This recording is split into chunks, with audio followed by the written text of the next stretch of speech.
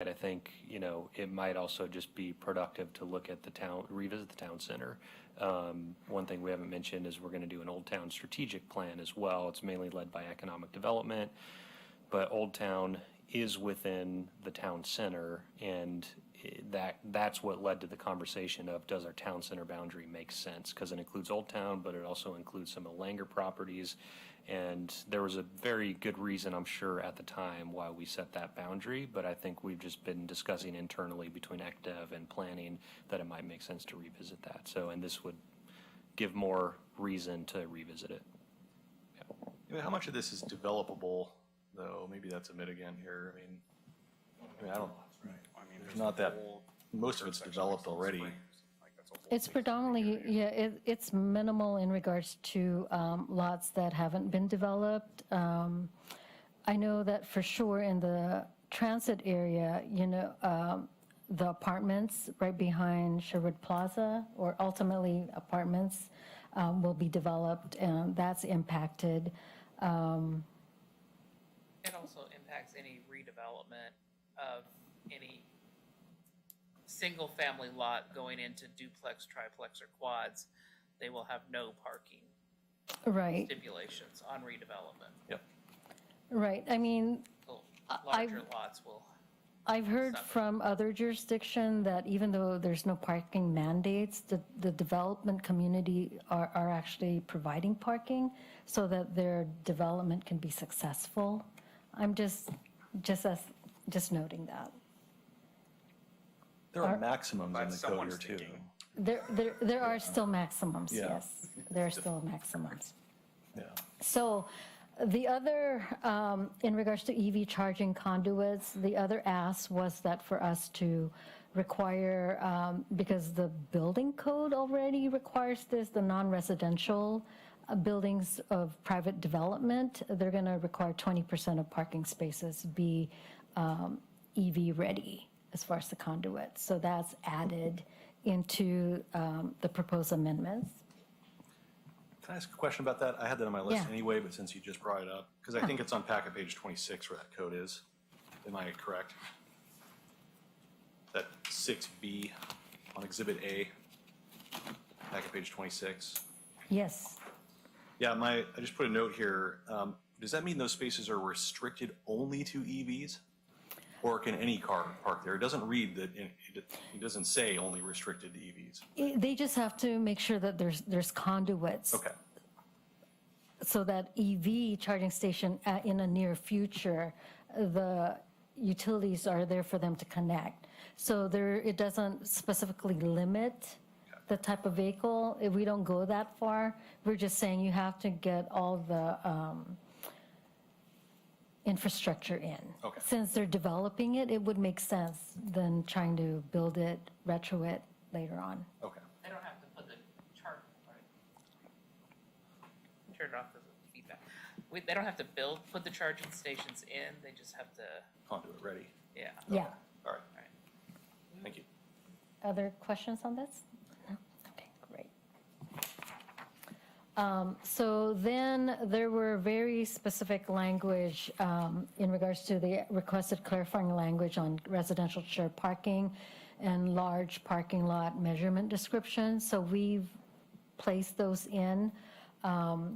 They did also ask for walkway standards related to large parking, and we pushed back and said, these are already existing standards that we have.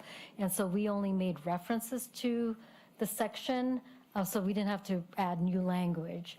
Then conversion of off-street parking, we added language on what's considered underutilized, which is great because, someone can say it's an underutilized parking space. Now we actually have criteria on what that really means.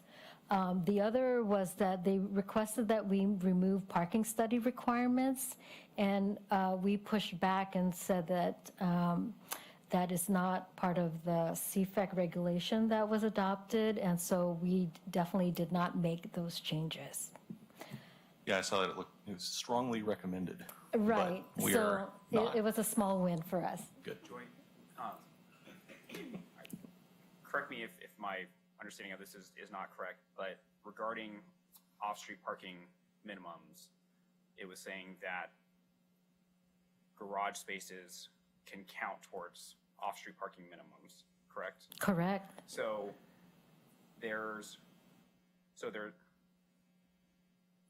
can we as a city or municipality, do we have power to increase off-street parking minimums?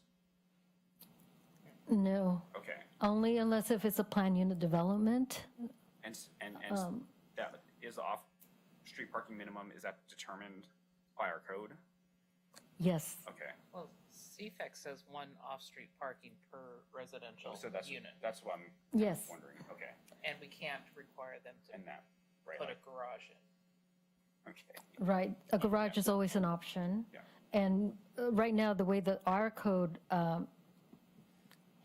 is reflecting is that we don't count garages as off-street. We actually count the driveway as the off-street parking. So this is, we've made changes so that the garage can count as that parking space. So if they don't have a driveway and they have a garage, whether they use it or not, that counts as their off-street parking. But can you have a driveway, or can you have a garage without a driveway? Yeah, I was wondering that myself. I mean, we have setback standards and stuff. I mean, how does, The rear alley loaded. yeah. Oh, yes. But if they're single family, how would that work? I mean, you can't have a garage go straight up to the sidewalk, can you? Not in the way our design code works. You'll either need a driveway or you'll need a much wider garage to make that turn into the garage. So, But if you've got granny flats, you could build a duplex out of something and not have to have if you have a second one and you have a garage and your driveway and you have a 2-unit town, you convert it to a duplex because you have a driveway and a garage, and now you have a duplex, you don't have to have another parking spot. I'm sure there's scenarios but our setbacks can be varied in the next phase of this iteration, right? Not the, so what you're referring to is Senate Bill 1537, the state just passed, so we're going to have another code update mandated by the state here, probably in 2025. Basically mandatory adjustments to side and rear, but not to the front. Oh, thank goodness. Yeah, among other height, and there's a whole bunch of mandatory adjustments or mandatory variances for housing, including setbacks Height. and height. All right. So in regards to We should just go home. reducing, We're not needed here anymore. reducing burden of parking mandates, we added clarifying language, added that no cumulative limits to parking reductions. Amendments that were also made to allow for residential development to utilize shared parking, and a provision to allow residential parking to be off-site. They just wanted us to clarify that, and so we did.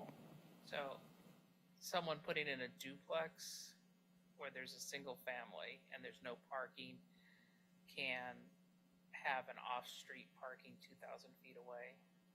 Yes. Okay. Yep. There were some minor edits in regards to reducing parking mandates of certain types, as far as leased commercial developments, the unbundled, and also the tax revenue for commercial parking lots. So we corrected those as reflected within, as part of your exhibits. You guys are already familiar in regards to the unbundling parking, which is a new chapter. And then also the new tax revenue for commercial parking lots, which we currently do not have in Sherwood, but it's a new chapter of 3.40. So planning requests, since we last met, staff did make general findings stating that the rules are mandated and the city has implemented the least impactful standards of all the CFEC alternatives. Also in regards to the sunset clause to each amendment, we've discussed this as far as with the city attorney, and also how we would apply it as as staff, definitely it's not practical. And we've also coordinated with our records or city recorder, my apologies, and she indicated that it is easily it could be easily pulled if the regulations are repealed, just because we have cross-out language, so we can just easily do it without any type of hearing once the lawsuit, is finalized. So in the interim, we are proposing at the next stage when a draft ordinance is actually being proposed, we will identify the specific language and put it in there, and this is language that was provided to us by our city attorney. Just clarify that, Joy. So as soon as, if we win the lawsuit, or any of these things happen, actually, basically all we need to do is send a message to our city recorder, say, hey, one of these things happened. It's in the ordinance that it's an automatic repeal if any of these things happen. And so it's basically part of the ordinance that everything just gets reversed as soon as one of these things happens. And so logistically, it's just a message to our code publisher of the development code to go back to what it was on the day before we did all this stuff. And so it's just an automatic repeal, administratively, if you will, through our code publisher. And it's part of the ordinance that council votes on, not what we Yes, review. and we don't need to put it in the code itself, correct? Yes. This is just for your reference in regards to the applicable criteria for a plan amendment, and definitely the proposal has met all of these requirements and is written up and with findings stating that in the staff report. Again, public engagement for all this work was very important, and we've discussed this previously. And you, of course, are aware that you guys were the public advisory committee for this work, so and thankful for that. We did get, we sent out public notice and, newspaper publication early on. We did receive one new comment since we last met, and it was from TriMet. So it's not from the public, but it is from our partner agency. Since the last meeting, we received a comment from Michelle Weifels. She's senior planner with Service Planning and Transit Development for TriMet. She stated that the parking reform near transit corridors will create larger demand for on-street parking. She requested that bus zones be installed to restrict curb access in bus stop areas so buses can pull up to the curb to board and unload riders using mobility devices. We did discuss this with the city engineer and Public Works. Reviewed the request and stated that the bus zone no parking requirements is currently not implemented throughout the city. The city will be updating the transportation system plan, the TSP, regarding starting, I believe, in July of 2024, in a couple of months. Through the TSP update, under the transit umbrella, staff will consider creating bus zones that may lead to bus zones with no parking signage. So we're not addressing it through these regulations. We're going to be reviewing it through the TSP update as far as the request. Community comment. Last time we had one community member that provided written and oral testimony, but as of since then, we haven't received any additional community comments at all. And based on that, staff recommends that Planning Commission approve the findings in the staff report and recommend approval to City Council. You can have alternatives. You can continue the hearing to a date certain if more information is needed. You can approve the findings in the staff report and recommend approval to City Council. You can modify the findings and approve the staff report as modified in compliance with all applicable criteria. and recommend approval to city council. You could modify the findings and deny the proposed amendments based on the commissioner's findings and recommend denial of the proposal to city council. If you do approve it and recommend approval to city council, the matter will be heard in front of city council July 16th, as far as the first hearing, and then the second hearing is scheduled for August 6th of this year. That concludes my staff report, and I can answer further questions. So the August 6th hearing, the council items take effect 30 days later unless there's an emergency. So this would take effect September 6th. Correct. Which is a week before our deadline. Correct. That was on my list of questions. Can we somehow write in an effective date of the last possible day? I had Yeah. already asked that, which is how I knew Right. the 30 days. And- You knew the right question to ask. It typically is 30 days, but with this request, we can definitely see if we can have a date certain. But but the difference is like 10 days, so not worth a. Okay. All right. Are there any other questions? Joy, can you go back to one of the beginning slides that listed types of development that that don't have? I think you know which one I'm talking about. Yeah, I think it's the very first one.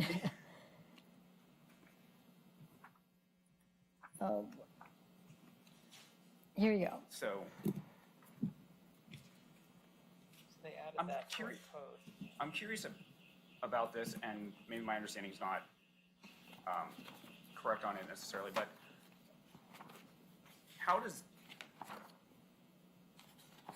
this not create some type of legal issue as far as it's essentially seeming to say that types of, so like number 5, affordable housing, no parking requirement, so low-income residents don't need cars. It's kind of bizarre, and I'm wondering if they get around it because there's essentially no parking requirements for anybody, I guess. But it seems, and number 8, domestic violence shelters, it seems like some of these might be protected to some degree, so it's odd that these are called out. Who still has that alarm? We got some youth outside stealing each other's bikes as a joke. The youths. The youth. My cousin Benny.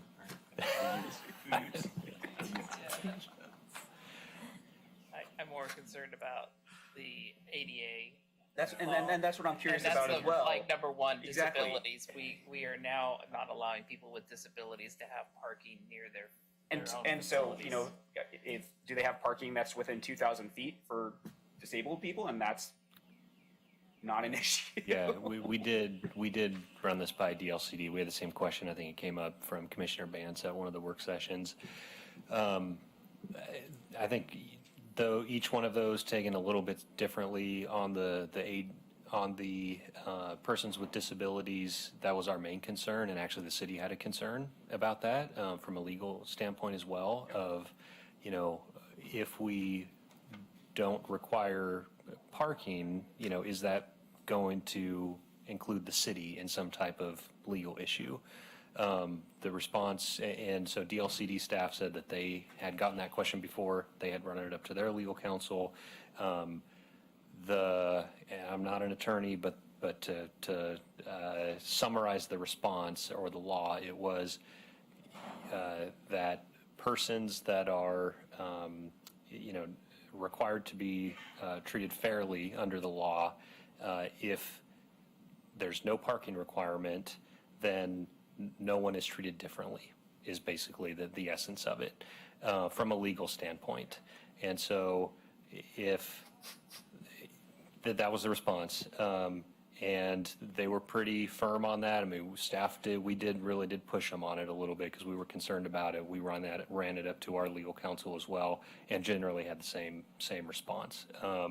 So it seems a little, I don't know, just inherently not all that practical, I guess. But from a legal standpoint, it seems like it's on solid ground.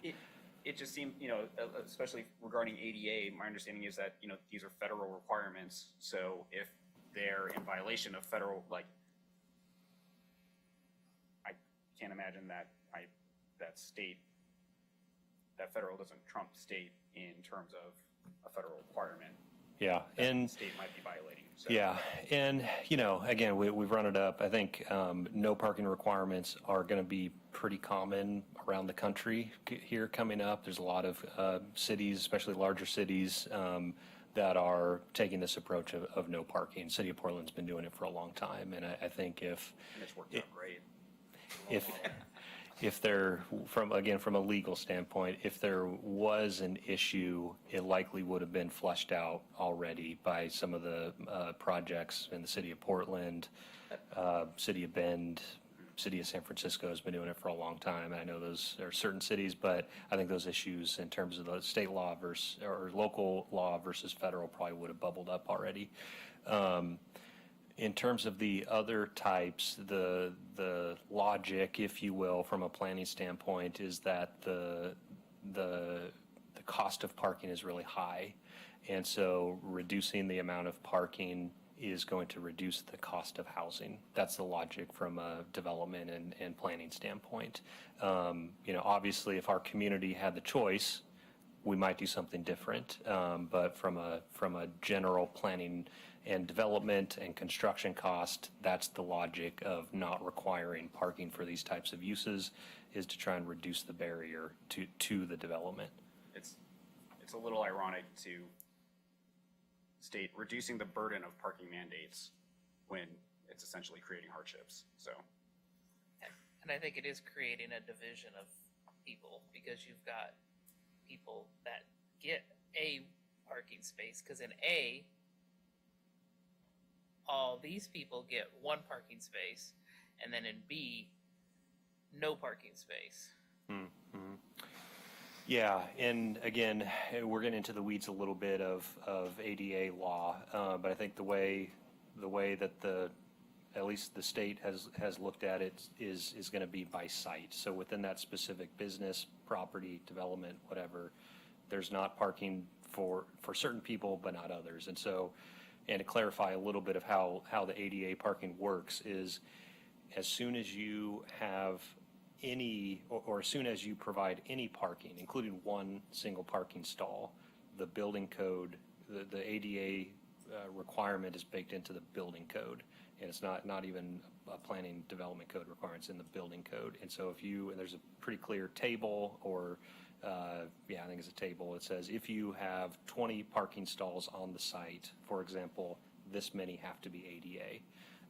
And so as soon as a site does provide parking, they have to provide ADA, and that's where the equal access comes in. There's a really great example actually in Old Town. We can debate whether it's efficient or not, but there's a few developments. There's one right here, Omnia Salon, actually. It has one parking stall, and the one parking stall is required to be ADA, for example. And so if they were to provide 3, I don't know the exact, but it's likely those other 2 would just then be regular stalls. So again, in theory, or by the law, based on legal counsel, if you provide none, there's no unfair treatment. And again, I think we all have opinions. It's clear we all have opinions. I think it's important in this case. What staff would recommend is to go with the legal counsel of both the state and the city. So you're saying that legal counsel of the city agreed? The legal counsel deferred to the state. And they're so sure this is low risk, they're offering us indemnity? Safe harbor provisions? We didn't get into that. We didn't get into that with the state, yeah. On the other side of this, is there a plan to offer free, safe, and environmentally clean public transportation? I think that's a great comment, and something that I think we would love to see. I mean, the TriMet comment, for example, and we're a strong partner with TriMet, but the TriMet comment was more or less if the reduced on-site parking is going to increase demand for on-street parking. And then the comment was that we essentially needed to further restrict on-street parking to provide for bus access, which is just, it's like, it just keeps going and keeps going. It's like, just keep reducing the parking, keep reducing the parking. But I think the point is well taken. And, you know, the Sherwood staff absolutely advocates for additional transit service here, aligned with the comprehensive plan and our TSP to encourage, you know, transit and all sorts of other alternative transportation options. I think it's no secret that Sherwood does not have good transit access. It's pretty bad. And I think that's a lot of the frustration with these code updates and these state laws is Sherwood's getting captured as part of the Portland Metro, yet we don't have transit like Portland does. We don't have transit like Gresham does, Beaverton, Hillsborough, et cetera, et cetera. And so it's a one-size-fits-all for the state, but even more specifically, more intense standards for the Metro, which we get wrapped into. And I think it definitely feels like we're getting the short end of the stick in a lot of these code updates. You know, from my perspective as a planner, we would need for this type of approach to parking reduction and the other policies, we need transformational bus service in Sherwood. And I don't know that that's coming anytime soon. And we'll certainly advocate for it. I think it would be a benefit to our community to have both options, including bike and ped and everything else. You know, Sherwood's part of your salaries, everyone's salaries goes to TriMet. If you work in the region, the salary goes to TriMet. And it'd be great to have more service here. I think even the schools are lacking in the transportation department. I know my daughter has to walk about half an hour to get to school across public, Yeah. massive public intersections. Highway and 99? things. Not quite that one just yet, Yeah. but yeah, other ones for sure. Yeah. No, and I think all the points are well taken. I think, you know, staff shares the frustration, and we're pushing back where we can. I mean, I think the policy, you know, direction from council and from the planning commission has been pretty clear, and we're pushing back where we can. And you know, I think it's appropriate at this time to give an update on the lawsuit, just to give an indication of where we're at. Sherwood, I don't know this hour update, but my understanding is that the city either has or will very likely join the appeal of the lawsuit to the Oregon Supreme Court. And so I think we're still fighting. And the last thing I'll say is, you know, I think our hands unfortunately really are tied, because the law basically says that if we don't choose our own path like we're doing right now, what happens is basically there's no parking citywide. Basically there's regulations in there that says if you don't do any of this, here's what it is. And it's not good. It's worse than this. And so that's the language that we put in the staff report of we're choosing the least impactful and of all the alternatives with our hands being tied. Did we talk about, I'm sure we did, but did we talk about with the TLDC some of these issues you just brought up, like the bus service problem, where we basically have a bus that comes into Sherwood and then leaves Sherwood? Because we don't, like you said, I mean, there's people in this area with no parking that can't get across Sherwood because it's not what our transit system does. I mean, you can't even get to the YMCA. It's not within walking distance. Yeah. You know?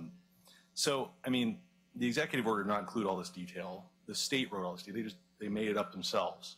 So, I mean, they can clearly do whatever they want. Did they consider giving us an exception just because of the inapplicability of some of these things to our town? Or was that discussed at all? You know, I mean, they did rulemaking, so they would have done rulemaking, and you know, there's quite a few cities on that lawsuit, including larger cities, with more punch, if you will, than Sherwood, and that time would have been through the opportunity there would have been through the rulemaking. And to be honest, I don't know exactly how Sherwood was involved with that, but there were definitely cities, and it's very common. I see it. I'm seeing it now with SB 1537 and some of the other ones that basically the lawmakers at the state pass the law, or in this case, the governor passes the executive order. Then the state goes into rulemaking and actually figures out what are the details of that specific law or executive order. And usually they do invite the technical, the city staff, planners, and others to involve, including other state agencies that might be impacted, to help in the rulemaking. But as you might expect, we don't get everything we want, for sure, if anything. And so even when we're at the table 100%, like, it's better than not being at the table, but it still doesn't get us exactly what we're looking for. And I think that's why you see us involved in the lawsuit. And that's, I think, our last hope, I guess, is to file a lawsuit, and that's why we did that. Yeah. Thanks. All right, so to move the hearing along, so I want to kind of go the easy one, which is, we've done through work session these code amendments. I had one question, because I think it was an addition in this last one on packet page 32. It says conversion and redevelopment of underutilized parking areas for other uses is allowed. Is this a hearing, or is it a staff level decision? And should that, should that be put into we have a list of things that are staff level hearing type 1, 2, 3, 4, 5. This seems to be a new type of plan or planning action. Does it need to be added to that list of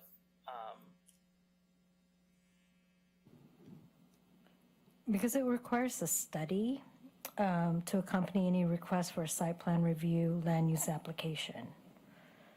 So typically, let's just say Walmart, they want a piece of the parking lot and they determine that it's underutilized. So with their site plan review, that's the case file or the type of case, depending on how big that lot is. With that application, they would come in with a study that's identified that it's underutilized.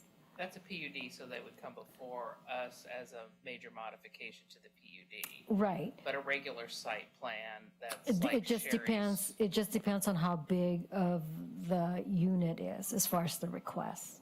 So where Sherry's is, That's would a be, type 2 land use review, and so it's administrative. and so the parking study for this would follow the type of hearing that it is. Yes. Okay. Yes. So it's not specifically called out, it would be called out through the site plan review, like the use of water Right. or Right, like- transportation study. It'd be right. like a transportation study, but in Right, because they're going to be building a brand new building, and any new buildings, they would have to go through a site plan review. okay, and just depending on the size of the site plan review, that would determine whether or not this, so that person, whether it's staff or the hearings officer or us, would look at the study to demonstrate that the parking is underutilized, so that Correct. they can proceed. So that's part that follows the type. Okay, I Yep. just wanted to know if we needed to, thank you. So does anybody else have any, I had some language on the findings that I wanted to address. The first one is the packet page 13. Amendments. It just says, second to the last paragraph, the amendments will allow the development and community to choose to provide less or no off-street parking. It says transit corridor, but I think the amendments are limited to the OAR defined area. It's not the entire city of Sherwood, correct? Choose to provide less or no, I guess it is less. Or no parking. I believe when I wrote this, it was only transit corridor. Now we have also the climate-friendly area with the Sherwood West. I was just I mean, thinking, not Sherwood West, sorry. Sherwood Town Center. I just think, because it says transit corridor in parentheses, it's like, it's either a thought or needs to be fixed to be the, whatever we that are. CF, Okay. climate-friendly area, CFA. Okay. There we go, another set of initials.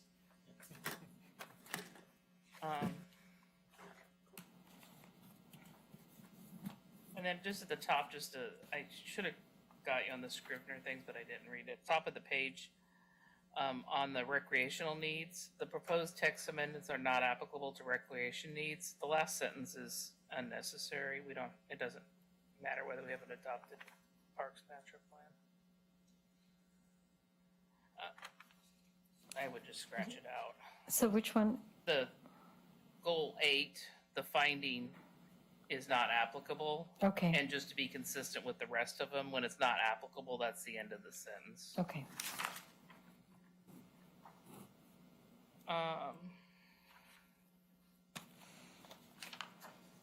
And then on the bottom of packet page 10, the finding says that based on the above discussion, the proposed text amendment, I would like it to say, the proposed text amendment are the most consistent allowed by CFEC in the Sherwood Comprehensive Plan by reducing or eliminating parking regulations while promoting, we're not promoting green technology, we're promoting green energy sources, are we not? We're not promoting green technology. Is it, because what they're trying to promote is solar and wind in the parking spaces. Those are green energy sources. I guess what I was, if it matters. Technology is just more encompassing and we want to narrow it. Well, I was just assuming that technology was it just seemed a little like outside of where we were going, but I guess. I don't know, maybe a geothermal spot somewhere. Drill down for in that spot. But that's not in the code yet, so all they're telling us in the code is that we have to remove parking if someone puts in green energy sources. Where are you, Gene? Bottom of page 10, Packet page 10? packet page 10. Probably not a big deal, I see. Okay. I'm more So concerned it's about. suggesting that the comprehensive plan says that we are promoting green technology, you're saying. Our comprehensive plan promotes green energy sources. Oh, I see. Sorry, what are you proposing instead of green technology? Green energy sources. Yeah, I think either are fine. I agree with Commissioner Wydola. Green technologies be broader, including electric vehicles would be green technology as well. But yeah, I think we can narrow that down, no problem.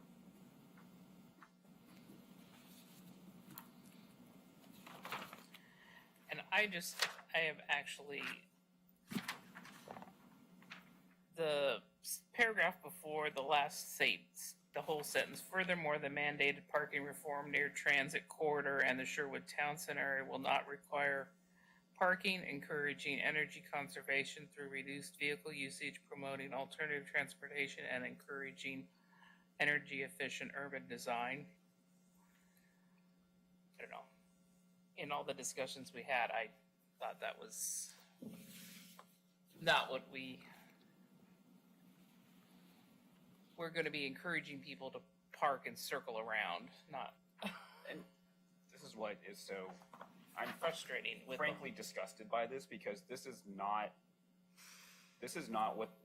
about reduction of greenhouse gases. This is about reduction of developer cost disguised as this. If it were about greenhouse gas reduction, there might be some type of accountability of updates as to what reduction in greenhouse gases are actually occurring. But the Metro comment even pointedly points out that this will not result in reduction of greenhouse gases or uses in vehicles. It will just, people will just continue using their cars, and it's just a greater burden for it. It's just, we're putting this energy in, and it's such a ridiculous. I think we can just strike, like reading the policy 7.6, it includes changing economic conditions as well. And so I think we can meet policy 7.6 without that last part of the sentence of promoting alternative transportation and encouraging of energy efficient urban design, or whatever the language was. Where did it go? Yeah. You know, that specific language. I think we can remove that and still meet the policy. Right. It was a hard pill to swallow, and mostly through this whole thing, I wanted to say the proposed text amendment are not inconsistent, because that is a better phrase than saying they are consistent with our City of Sherwood planning, because they are not consistent as we've gone through the public process when we made our comprehensive plan update, because our comprehensive plan and the citizens of Sherwood wanted to ensure that we had adequate parking in our community so that we would quit creating these parking bottlenecks and upset neighbors. And so I still believe that the findings should say the proposed text amendments are not inconsistent based on the options provided by CFAC in every case that it comes across. Because I get that you guys have to tell us that it's in compliance at some level so that we can move this down the road, but it is the least inconsistent with our code. That's Kind of like you could read the plan to accommodate this, I guess, but it wasn't really the intent of the plan to do so. That's kind of what you're saying. yes. Yeah. Because the intent of the Sherwood Comprehensive Plan was to provide a livable community Right. for the enjoyment of the citizens. But to the letter of the plan, not inconsistent. That's what you're saying. So the letter of the plan, it's not inconsistent. So that's If that's acceptable to staff, I suppose, is the question. Is that going to get us there or not? You know? Are we looking at a double negative though in our language? Yes. Yeah. Throughout the whole packet. yeah. Well, that's why I'm asking. It's That's why I'm either asking. consistent or it's inconsistent. Is there a strategic reason why we're saying not inconsistent? Because that's what they've used that language before in our findings, in staff reports, in other applications, because the applicant will say something, the staff will rebut, and then the finding is not inconsistent with the code. So the finding is consistent with the code. It's not inconsistent. Or That in a nutshell makes as much sense as what this is. exactly. And Chair Simpson, you're recommending for each of the findings for, like, on the bottom of packet page 10, it says, based on the above discussion, the proposed text amendments are consistent with the Sherwood 2040 comp plan. You'd like each of the findings to say the proposed text amendments are not inconsistent with the Sherwood 2040. Or are the least inconsistent. Whatever you want to say, but Consistent. We have to make a finding that it's consistent. I don't necessarily have an issue with the double negative, but okay. I'd be a little concerned about the least inconsistent. Yeah, I get it. There's three layers. I mean, basically what's happening, there's three layers then. There's consistent, there's inconsistent, and there's not inconsistent. It's sort of, you know, it leaves gray area. We're not saying it's consistent, we're just saying it's not inconsistent. Somewhere within that is least inconsistent. Which is apparently a violation. Joy is kind of shaking her head over here, though. Yeah. I want to make sure that, you know, Yeah, if we have to stay consistent so that we don't get the state's version, Yes. you know, I think that's what it comes understand. down to for me. I don't want to jeopardize this. I thank you, Commissioner Vance, and I think the point, I think the concern, I think it's very well noted, and I think, you know, in addition to the lawsuit as well, I think we've taken our stand. Of course, in the end, it's up to you guys. But I do have a concern about potential just issues, and so I think it would be Then smart, I will- prudent to. I will retract all my heartburn from this statement. I just think that, you guys have done a great job. You have put forth the best of a worse situation. I still think which is why we're in this lawsuit. I think it's a constitutional issue that the state of Oregon's constitution allowing an executive order to then go into rulemaking that never became before the vote of the people is putting us in a position to, in effect, rubber stamp an executive order Yeah. that I think is, wrong. And that's obviously why the city thinks it's wrong is because we're in this lawsuit. So. Yeah. Why they build courthouses. Yes, that's why lawyers make money. And I do just want to thank Joy, to your point. Yes. Joy has gotten all the hot potatoes, if you will, of the state mandates, including the middle housing and Yes. CFEC, and done it with grace. So thank you, Joy, for taking this one on as well. Yes. And we're not staying till 11 o'clock tonight to take this vote. Middle housing is like a joy this space. compared to this. So, when it comes time for a motion, do we have any modifications here, or My sadness. Does that mean the top of packet page 11 then needs to adjust to say are consistent? Or is it still not inconsistent? Well, grammatically, it should be R, consistent. well, no, Didn't know if there was a reason that particular one Oh, yeah. said not There's one that says that. Yeah. Sure. We can update that one. I don't have a concern with one of them. I think the whole thing would be a See little how- slippery slope, so, Yeah. yeah. Because I Above caught the it too. standard. Yeah. Not inconsistent. That's why I said if we could say it on that finding, You're we gonna, could say it on all of them. you're gonna strike the end of that sentence we were just talking about, though? That wasn't clear on where that Yes, landed? so that'd be Okay, bottom of- strike that. Sorry, my microphone's giving it. That's mine too. Bottom of page 10, we can strike the stronger language, if you will, about the green alternatives Yep. and still be in compliance with that policy. Yep.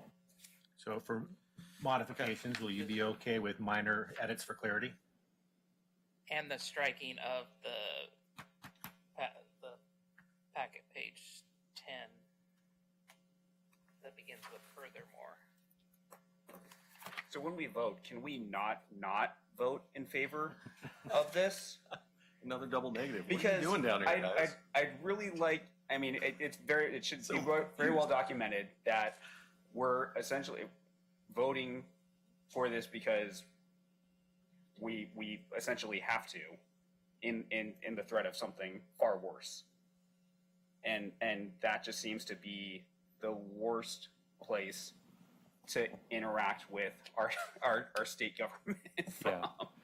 And we're only Yeah. making a recommendation to city council, That's so true. Yeah. the political baggage falls on them. Yeah. And Commissioner worth Kai, this what thing to death. in all seriousness, what I'd recommend, I think we have this in the procedures, is you can provide comment prior to your vote. Yeah. And if you guys feel the need to, I would recommend that and clarify the vote before you make it. Thanks. All right. So I've retracted all my crazy edits with the exception of furthermore. We are not. Was that on 10? Packet page 10.